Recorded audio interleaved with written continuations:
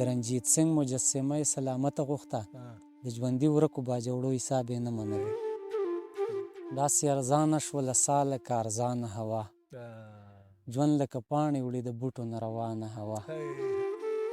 او زه دا هندوه په ځان څنګه مطمئنه کړمه،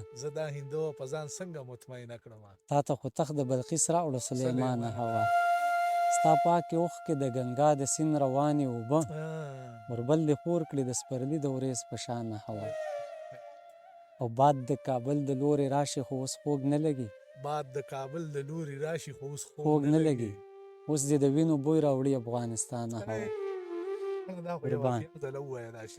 قربان باد د کابل د لورې راشي خو اوس خوږ نه لګي، اوس دې د وینو بوی راوړي افغانستانه هوا. بیګا مې خوب کې چا لمدې زلفې په مخ راښکلې، که په کړکۍ کې څاڅکي راوړل د بارانه هوا. کاروان مومنده د امید په غباره ولاړ یم، کله مې ځمکې ته وړي کله تر اسمانه هوا. قربان ستا د هوس جبري دهشت نه هم انسان جوړوي، ښځه د یو څاڅکي اوبو نه ماشومان جوړوي. دا اوچت دی پایي والا شعر دی ښه، دې باندې بیا ډېر کم خلک پوهېږي. ستا د هوس جبري دهشت نه هم انسان جوړوي، ښځه د یو څاڅکي اوبو نه ماشومان جوړوي. د یو خوفناکه مستقبل فکر مې سا وباسي، د یو خوفناکه مستقبل فکر مې سا وباسي، خلک مصروفه دي نهرو له بوتان جوړوي. د سلیمان به سا ختلې وي او نیغ به ناست وي، په محلونه به د خوف نه پیریان جوړوي.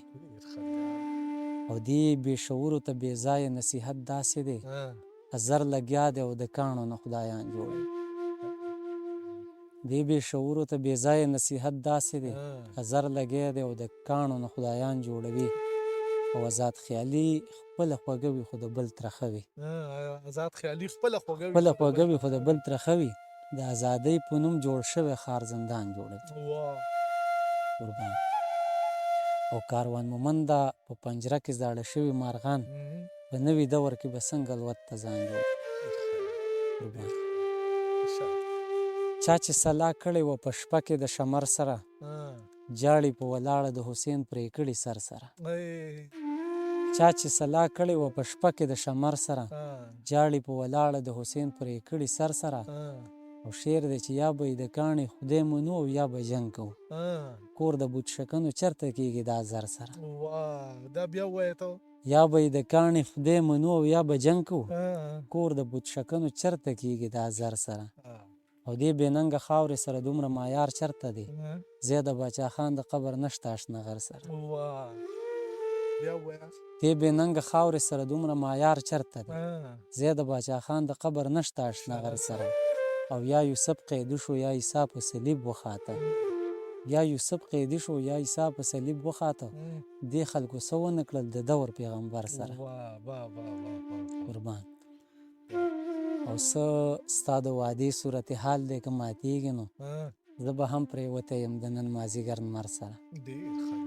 قربان داسې بې ترتیبه شوم او داسې خوار وزار شومه، چا کاروان مومنده یم وران کړی په هنر سره.